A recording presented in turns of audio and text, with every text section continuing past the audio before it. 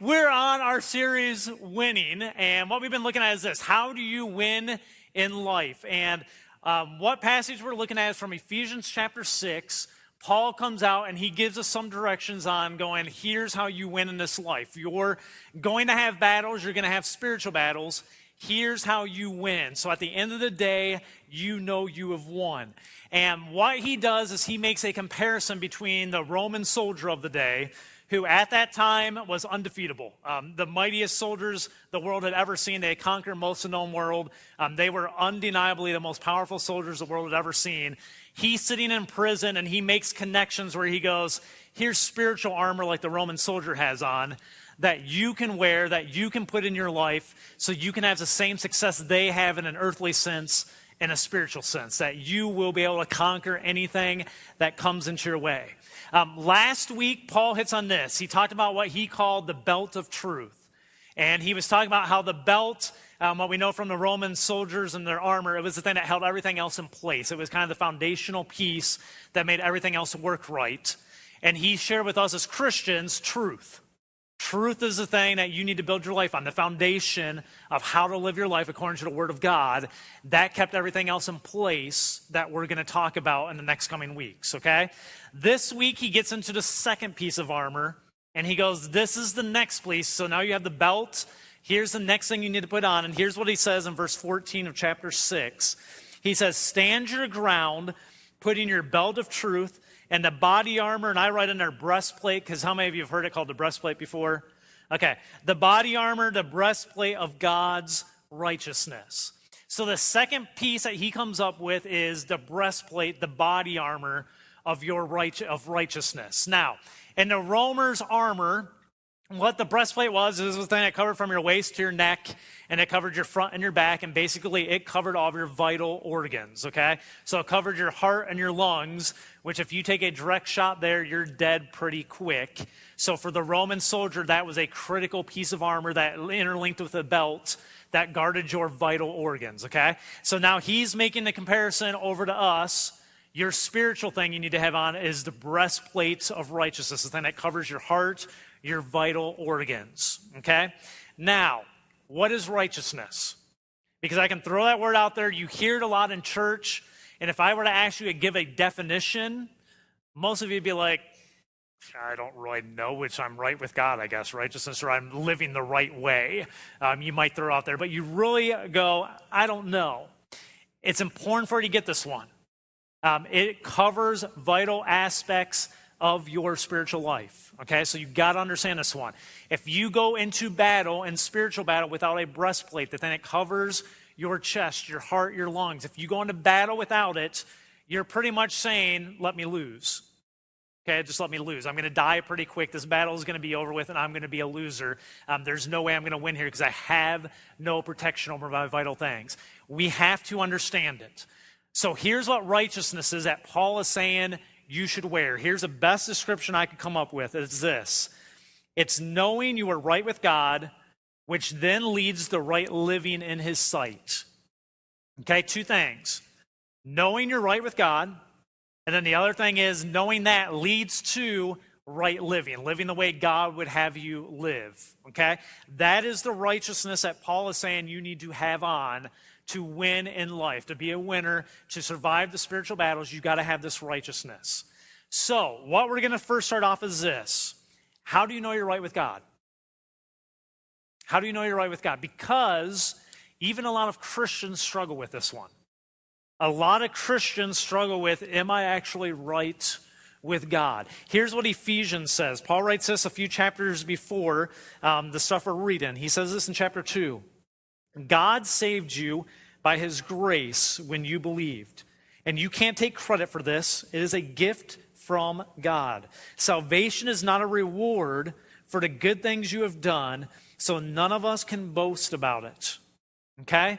What Paul says is this: salvation is nothing you can do. Salvation is not based on how good of a person you are or not are. Salvation is a gift from God, where God goes, here it is. You can strap it on or you cannot. It's kind of your choice. Let me help you better understand that. How do you know you're right with God? Let's go back to the basics. You guys have heard me, seen me draw these pictures. I'm just going to act it out for you. To understand you're right with God, you got to go back to the basics of Christianity, and it is this. You need to understand what will happen when you die. Two options. There's option A, there's option B, and there's 4 characters involved. When you die, here's what you are going to have. And I'm using these, so if I mess the worship team up, I'm sorry. That's God. That's Jesus. Okay? When you die, you will stand before them. It talks about the throne of God and Jesus at his right hand.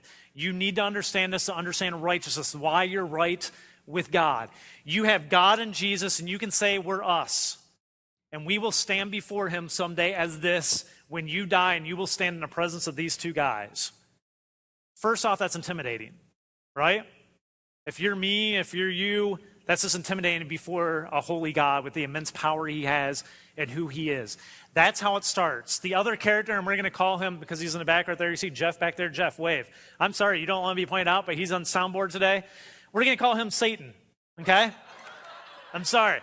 Even though your wife is the one that messed up today, I'm just pointing you out, and we're going to call you Satan, okay? But here's how this works. The very fundamentals, and you have to understand this to understand how you are right with God and why it's not based on you per se.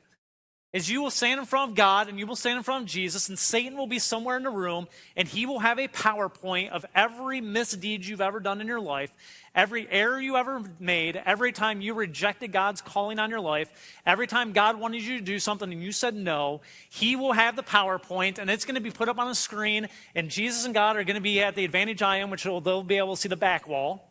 And you're going to be standing before him, and Satan's going to go, God, I'm going to give you reasons why they can't enter your presence, and I'm going to accuse them of all the things they have done wrong, that at the end of the day, God, you're going to have to say, I'm sorry, you can't come in. Okay? And we're going to stand here like this, and the first slide is going to come up, and it's going to be, for me, Scott, remember when you were 9 years old and you did this one? You knew you were choosing to do that one over me. And you chose that, Scott, over God, right? Yep. Remember when you were 13. Remember when you were 18. Remember when you were 24. Remember when you were 30. Remember when you were 36. Remember when you were 38. Remember all those experiences. And if you're like me, what I tell people all the time is this. On slide 1, if that's a situation I'm in, I'm just like, hey, can we cut the slides and can you just make judgment and send me to hell? Right? If you're like me and you know who you are, not what everyone else knows about you, but who you really are and who you know who you are, when it gets to slide 1, the last thing I want to do is stand in front of a holy God and go through every one of those picture slides and be accused. I know what's going to be coming up. Why do I want to sit through 15, 20 hours of it, slide by slide, accusation after accusation? I'd rather just say to him, God, I know my fate. You can send me what is referred to in the Bible as hell. Send me out of your presence for eternity. Because it's easier just to go there right now than to sit through this first and then go there. I'd rather just get it over with. I know where my fate is. Send me off. Okay? That is option 1 for mankind without another option. Option B is this, and this is key for you to understand as a Christian, as a follower of Jesus Christ. Option B is this. You stand before a holy God. Satan Jeff is in the back. And he says, God, here we go. I'm about to accuse Scott of the reasons that you're going to have to say he can't be in my presence. And at that point, as you're standing here before their presence, Jesus will stand up, and Jesus will go, hold on a second, what are you doing? And Satan's going to go, I'm going to accuse him. And he's going to go, of what? Of these things I have on this PowerPoint. And Jesus is going to go, he didn't do those things, I did them. I worked out a deal with him long ago. We're in a relationship, and I told him I would take all those myself, so he's free of them. And I can see Jesus standing up. This is what he's going to look like to me. He's going to stand up, and he's going to be like, you, brother. I'm going to be like, right there, my man, okay? And you're going to stand there, and he's going to go, God, make the judgment now. And God's going to go, Scott, there's nothing on you. Good job, my good and faithful servant. Come into my kingdom. You are righteous. You are right before me. There's nothing on your record. And I'm going to go, oh, thank God. And I'm going to go to heaven. Okay? Now, what I always tell people is we forget this next part. We go, sweet, I get to go to heaven. Not sweet for Jesus. Because at that point, there will be accusations. You just won't be there for them. The accusations still have to happen, and the accusations are going to be against Jesus. And Satan's going to start the PowerPoint. And he's going to go, Jesus, remember when you were 8 and you did that. Remember when you were 13 and when you were 18 and 23 and 30 and 36. Remember when you did all those? And Jesus will say, absolutely. And he will say, and you crucified me on a cross for it. Be done with it. We're over. Okay? Let me tell you why this is critical. When you understand that, you appreciate to love this guy. Okay? This guy right here, you learn to love him. Why? Dude, he's going to be accused of all my stuff in the presence of a holy God by Satan. I don't have to hear a word of it. I never have to accept any of it. I'm free. Okay? I am righteous before God. I am right in his sight. God will look at me and go, no sin on you whatsoever. You are free to go. You are a righteous follower of mine. And I will go, thank God, you are the best guy I've ever met. Good we had this deal, and I'm glad I know you. And I'm going to go off to heaven and be the most excitable guy you've ever seen, just like all of you. And you're going to be, I love that guy. Okay?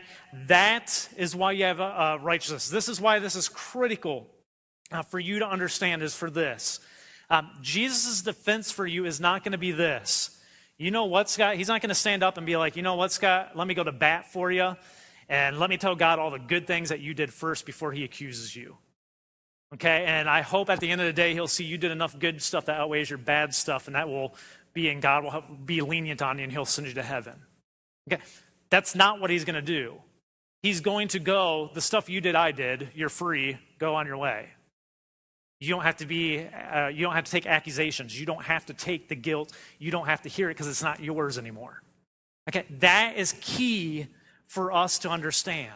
When you understand that, you realize you're right before God if you have a relationship with him. Okay? You do not need to sit around and go, man, I had a bad day. Maybe I'm going to hell today.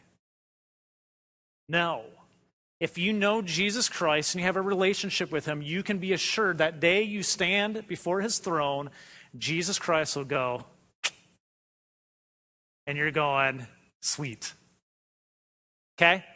That is the understanding of righteousness. That is how you know you are right. That's the first part of understanding righteousness. Okay? The second part of righteousness is this. It's understanding how knowing that, having that knowledge, changes your behavior into right living. Allows you to live rightly before God and to live rightly in his presence where he goes, you're living the way I want you to live. That's the next step. Here's what we read in Proverbs chapter 4. It says, guard your hearts above all else. Put on a breastplate. Guard your hearts above all else. Why? For it determines the course of your life. Guard your hearts because it determines the course of your life. Now, here's the deal. There are two types of Christians that are righteous people, but they have two different mindsets. The first one is this. It is those that live in fear of hell within their hearts. And what I mean by that is this. I'm not saying you are not a believer. I'm not saying that God someday won't stand up and go chest pump and give you the eye signal and point you. But you live in a constant state of fear of hell in your hearts. We had this, and you still see this at times, the hell and brimstone preaching, which is this. Why do you need to become a Christian? So you don't burn in hell, right? I got that when I was a kid. That's why it drove me away from the church for 20 years. I was like, I hate you people, okay? Which was Scott, and I remember this conversation gladly. It was my freshman year going to high school church camp, and the dean pulled me in his little camper, and he said, Scott, are you a believer? And I said, no. He said, you know where you're going to go from here? And I was like, I don't know. Are you going to tell me? And he's like, you're going to burn in hell. And I hope by the end of the week, we can get you baptized or something, because you're going to burn in hell if you were to die right now. And his name was Randy. It's kind of odd. He's friends on Facebook with me now. And I remember my mom's here in this church now. This makes these stories harder. I remember putting my finger in his face, and I said, I swear I'm going to kick we'll go different places. I wasn't a Christian at the time. Out of you right now, and if you dare to say anything, my dad will kill you, because if he knows you had that conversation with me, he knows what damage you just did, so you can't tell anyone, and my dad's an integral part of this camp, so you come to me one more time, I swear I will hit you, I will take you down, don't ever say that to me again. And I remember walking out of that cabin that day, okay? But his way of getting you to be a believer was this, not to understand righteousness. It was be scared in your heart of burning in hell, so follow Jesus. The second type of Christian is this. It's those that love Jesus with everything in their heart. Okay? And what that is this. This is where I've come to realize. I understand this scenario. I don't fear hell at all. Hell doesn't scare me. I don't even think about hell. Okay? That's not why who I am today is who I am. I love this guy. I love him. I'll do whatever he asks me to do. Why? Dude, I know what he's going to do for me when I die. I love him. That's a motivating factor in my life. You need to understand that. This is key to understand because those that live with fear will find their Christian experience exhausting and unfulfilling. If you were living in the sense of, I'm scared of hell, and man, I had a bad 2 weeks, and I haven't thought about God a whole lot right now, and if I were to die today, I might be burning in hell. If you live with that mindset as a believer, it becomes exhausting. It becomes something that's totally unfulfilling, where you just feel like it's a chore. And there's a lot of Christians that walk through their life that way, and what it does, it makes it very hard to live rightly when that's your mindset. Okay? Those that live with the love of Jesus in their hearts, they find their Christian walk exhilarating. They find it fulfilling. But I will say this, not always easy. Those of you that know what I mean, those that are in the love relationship part with Jesus, doesn't mean life's ever easy, but it is something that you feel fulfilling. You know there's purpose behind it. It's exhilarating from time to time. And you go through wars and battles, and it's still exhilarating, and it's still fulfilling because you see what God's doing in your life and how God teaches you and grows you and the work that he's doing. Okay? That is a different mindset. Let me help you understand a little bit better how that works. I brought this from home. You'll get the point. It's an old entertainment center that I ripped apart because I couldn't get it out of my front door, so I had to chunk it in pieces. And I don't know what type of wood it is, but it is super hard wood. I mean, this is about as hard as wood as I've ever seen. So what would this be? Does anyone have a pine or something maybe? Or what is it? Oak? Maybe somebody can come up afterwards, tell me if it's worth any value, because I got a whole chunk of this in my garage that I was going to build something, and then I realized I can't build, so it just sits in my garage. Okay, but anyways, here's the illustration I'm going to give you. If I were to take this and say this can stretch from here to that back wall, and I said I'm going to stick this on the ground, we'll just leave it down there. Most of you can't see it now, but it's a good, what is that, Jordan, 12 inches? Is that 12 inches? 12 inches width, and I put it right here on the ground right now, right down this middle line, and I just said, come up here and just walk down this. You would come here, and 98% of us would come up here, walk that piece of wood right to the back wall and have no problem with it, right? You just walk back there, you'd be like, dude, I've walked within 12 inches all the time. No issue whatsoever. If I took that same piece of wood that's stretched, and I put it up on the ceiling and removed the ceiling, and put you, let's say, 25 feet in the air, and the only thing that you have is this piece of wood going across, same piece of wood, going across, 98% of us would be scared to death making that exact same walk. Would we not? You'd be scared out of your mind. Exact same piece of wood, exact same scenario, exact same thing I'm asking you to do. Down here, you go, okay. Up there, you're like, there's no way I'm getting on there. Or you're getting on it and you're sweating, or if you happen to make it across, you are exhausted. You're exhausted. Why is that? Let me tell you why that is, why it feels totally different between the two places, even though it's the exact same walk that you're doing. Here's why. When you are walking on the floor, your only focus is on that piece of wood. You just focus on it. You've done this before. You've walked on a line or whatever. You just watch a line. You just walk across. You have nothing else really going through your mind. You might have someone chatting with you or whatever. You just walk across. No big deal. When you put it up high, the last thing you're thinking about is the board. When you get up high, the things you're worrying about is what happens if I fall? How far am I dropping? Can I survive that drop? Can I hit? Okay, you're thinking about, is there distractions around? That bird just flew by me. What if that bird hits me in the head as I'm going by? It's going to knock me off. You're thinking of 50,000 things instead of just the board. You're thinking about all the other things around you as well.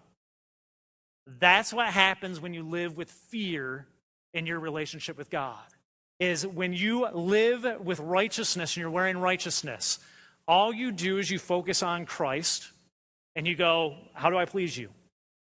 And when he says do this, you go, okay, do that. When he says go there, you go, okay, go there. When you mess up, you go, God, I really messed that one up. I'm sorry. I'm going to try to do better. I'm going to learn. I'm not going to do it again. But You don't sit around forever condemning yourself going, am I going to burn in hell now? Am I going to burn in hell? Okay? When you're not wearing righteousness, what happens is you walk through life, you're on that board, and you're thinking about all the other things going on around you. And a couple of the big things that you focus on instead of that make it exhausting is this. You focus on works. You start looking and you start conceiving and you start believing, I have to get enough good stuff on my record versus bad, because somehow you think Jesus' defense for you is going to be getting up telling God about all the good stuff you did that outweighs your bad stuff, which is a false thinking and a false teaching. And you are going to be focused on other things other than just serving God, because some of that stuff you are going to do because you think you're earning rewards with God. And God's going, no, I wanted you to be doing this stuff, but you wouldn't listen because you were trying to do all this stuff. You weren't following me. You were very ineffective for me because you weren't listening to my voice. You get distracted. The other way we get distracted is on temporal things. What I have found is this. When you're walking on that high board, when you're walking without righteousness in your life of understanding where you stand before God and how that's going to work, you get somewhere inside you almost a hopeless feeling where you look at your life and you go, what's it really matter? I can't win this thing out. And you're honest enough with yourself to realize if it's a whole comparison of good versus bad, I've lost this thing at this point. And what will happen is you start turning to other things to try to find fulfillment in your life. And you will get caught up in 50,000 other things because you're looking for fulfillment somewhere other than Christ and following his will and walking with him. And you just go, it's a hopeless cause, so I'm going to go off and just do my own things. And again, it makes you very ineffective for the kingdom, and it puts you at risk of where you stand before God. That's what I have seen happens to people when they're not wearing righteousness, when they're not living a life God has called them and don't understand what's going to happen here on Judgment Day. Okay? When you do understand this, it changes your actions. Not just that understanding changes, because if you love someone, that's so much more powerful than fear. Is it not? They always say this. Love is much more powerful than fear. Think about it, ladies and men, back when you were dating or courting who you're married to. Okay? You always had fears of why you went to go talk to them or whatever steps you had, but your love for them and desire for them made you go past those fears because it's like, but if I can get that at the end of the day, that's worth it. Right? So you go out of your comfort zone, you get past your fears because love is a more motivating factor than fear. Here's what Jesus says, John chapter 10. This is key. He says, a thief's purpose is to steal, kill, and destroy. My purpose is to give them a rich and satisfying life. The thief's purpose is to steal, kill, and destroy. Is to tear you up, to tear you down, to get you to take your breastplate of righteousness off and think it works some other different way, so he can steal, kill, and destroy you. And Jesus says, no. My whole purpose is this. It's to give them a rich and satisfying life, to find the thing they were looking for. And the way you find that is you know what's going to happen on Judgment Day. And you go, dude, I love you. I love you. And that changes your life. That is righteousness. Understanding that will change your desires and your actions be righteous in the sight of God. So you are right before him and your actions change in accordance to how he wants you to live. Does that make sense? That is what Paul's telling you to put on.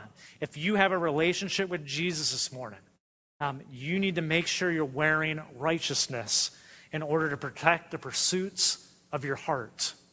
Because if you're not wearing it, your heart will get distracted on a bunch of other stuff that's not from God. So wear righteousness. God has provided the armor for you. It's your choice to strap it on or not. If you choose not to and you're a believer, you're insane. You don't go into battle without proper armor. Why? You will lose. At the end of the day, you will feel like you are a loser. You will feel like you are exhausted. You will feel like, what is the point of this whole thing? Rather than feeling like, holy cow, this is wonderful. And I'm so glad I met Jesus. Okay? So as a Christian, put it on. If you do, at the end of the day, you'll know you won. At the end of the day, you know you will stand before God and Jesus will go, would you pray with me? Heavenly Father, Lord God, I thank you for the opportunity to stand here right now. I thank you for the opportunity you give me to speak in your place. Lord, and I'm not unique. Everyone in this room right now has the opportunity to stand in your place, to say words in your place, to live a life in your place that honors you and brings you glory. And the reason we should be doing it, Lord, is a motivating factor of we love you, and if you say do it, we do it. Why? Because I know what you've done for me and what you're going to do for me. So that changes my behavior. Father, my prayers for those that sit in here that live in a heart of fear of hell, a heart of fear of, I made some bad decision, I can't come back to God, or I made some bad decisions, I'm going to go to hell today because it's been a bad 3 weeks or 2 months or a year. Lord, I just pray that your Spirit would work in their lives right now to help them understand what righteousness is. And that, Lord, their motivation for doing right things is not fear, it's love. Because that's what you call us to be. You call us to love each other. You call us to love you with all of our hearts. So, Father, help us get there. Lord, I just pray that we would strap on the breastplate of righteousness, that it would change our lives and would help us become the people you call us to be. It's in Jesus' name I pray. Amen. This morning, time of invitation we give you every week, very easy. Throne room. You stand here, Satan's there, God and Jesus are there. Option A ain't good. A lot of people ask, how can a loving God condemn people to hell? Because a loving God's going to sit there someday and he's going to say something like this to the people who this guy doesn't know and that these people have no relationship with. And he's going to look at them and go, I love you. I provided you every opportunity to know me. I provided you every chance to get in a relationship with him. I sent these people in your life. I sent these people to speak to you. I sent these circumstances to try to push you over to him to see him, and you didn't. There's nothing I can do for you. I'm a righteous God. I'm a holy God. Sin cannot be in my presence. I love you, but that's where you got to go. You're spending the rest of eternity with him. That's your fate. That's where you're going. I love you. It's not that I don't love you. It's not that I'm angry at you. I'm saddened. He got you. He won in this relationship between the two of us. He didn't win the whole game, but he won between us.